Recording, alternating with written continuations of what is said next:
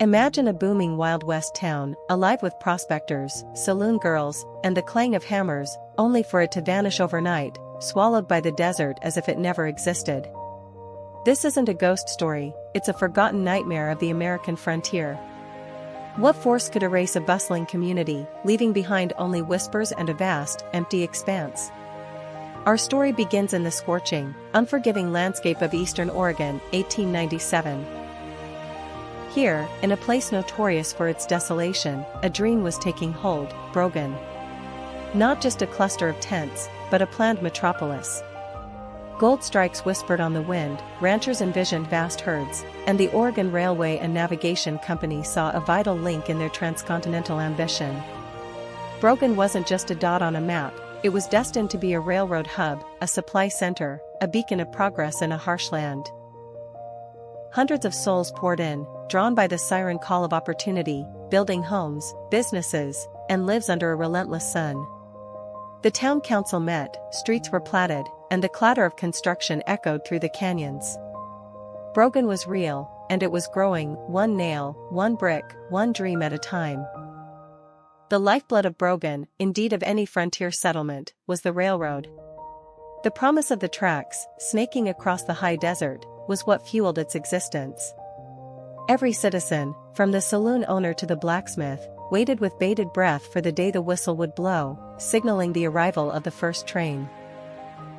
Surveyors had marked the route, grading crews toiled under the blistering sun, and the rails themselves sat stacked for miles, glinting like forgotten silver in the sagebrush.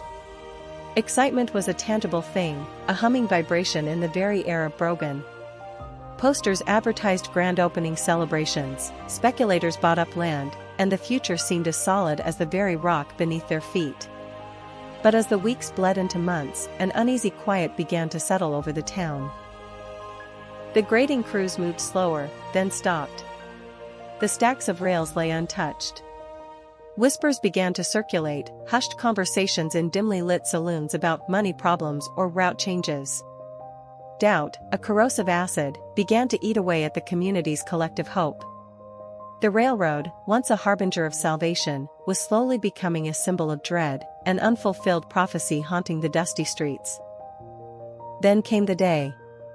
Not with a bang, but with a shrug. The Oregon Railway and Navigation Company, with the cold efficiency of corporate decree, announced a change. A minor alteration, they said. A more direct route. That route, however, bypassed Brogan entirely. It wouldn't come within 20 miles. The news hit like a sandstorm, blinding and suffocating. The very reason for Brogan's existence, the engine of its dreams, had evaporated. But the true horror wasn't the announcement itself. It was what happened next. The railroad, with its sudden, brutal shift in plans, didn't just abandon Brogan. It stole it. Literally. Engineers and construction workers, under orders, arrived back in Brogan. Not to lay tracks, but to rip them up. Every plank of the station house, every rail tie, every single length of steel track that had been earmarked for Brogan was systematically dismantled, loaded onto flat cars, and transported away to the new, preferred route. The very materials of Brogan's promised future were pilfered before the town even had a chance to properly build itself. They didn't just reroute the future, they rerouted the present, taking the physical embodiment of Brogan's hope with them. Within weeks, what little infrastructure had been laid was gone. The grand vision of Brogan, the hub, the center, became a ghost before it was ever really flesh and blood. The effect was devastating, immediate, and nearly irreversible.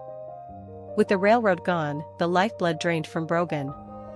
Businesses folded, prospectors decamped, and families packed their meager belongings, heading for anywhere the rails did run.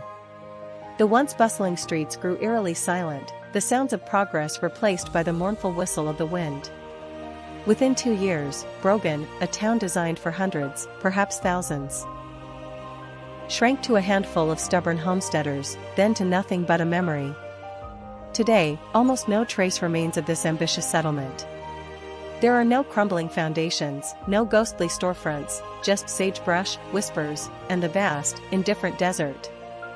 Historians later discovered that the route change was less about efficiency and more about a complicated land ownership dispute and a strategic move by the railroad to devalue competing land claims.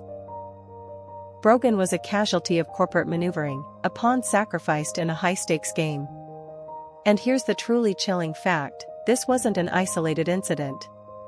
Historians estimate dozens, perhaps hundreds, of paper towns and nascent settlements across the American West suffered similar fates, planned and then unceremoniously abandoned or dismantled because of a railroad's whim, their stories largely forgotten, swallowed by the immense, hungry landscape of early America.